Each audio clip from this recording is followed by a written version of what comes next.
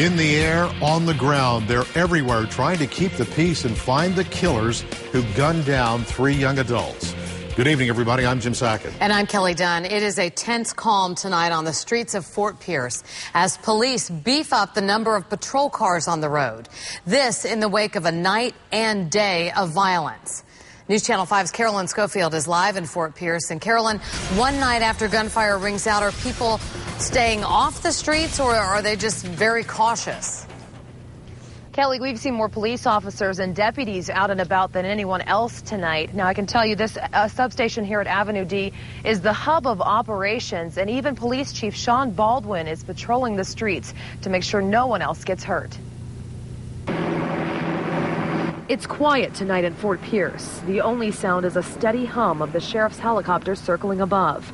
It's a stark contrast to just 24 hours ago when 2 shootings left 3 people dead. The helicopter above and the extra patrols below are all measures to make sure nothing else happens here. So far, it's been a good night for us. This afternoon, we had some gang members that were running around the city, and we've been able to suppress that, so we're hoping for a quiet night. Detectives are still investigating both shootings, but Fort Pierce Police Chief Sean Baldwin says they have enough information to think they could be gang-related.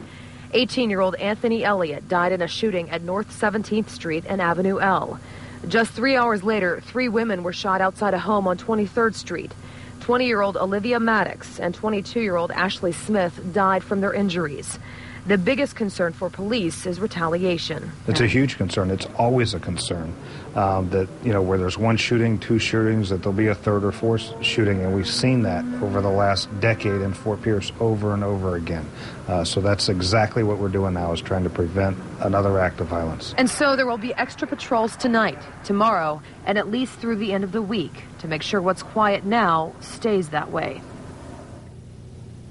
And Chief Baldwin says this is a joint effort between his police department, the St. Lucie County Sheriff's Office, and St. Lucie Schools. There will be extra patrols tomorrow, both at the bus stops, both tomorrow morning and tomorrow afternoon. And if anybody has any information on either shooting, they're asked to call Fort Pierce Police or Treasure Coast Crime Stoppers at 1-800-273-TIPS. Reporting live at Fort Pierce, Carolyn Schofield, WPTV News Channel 5.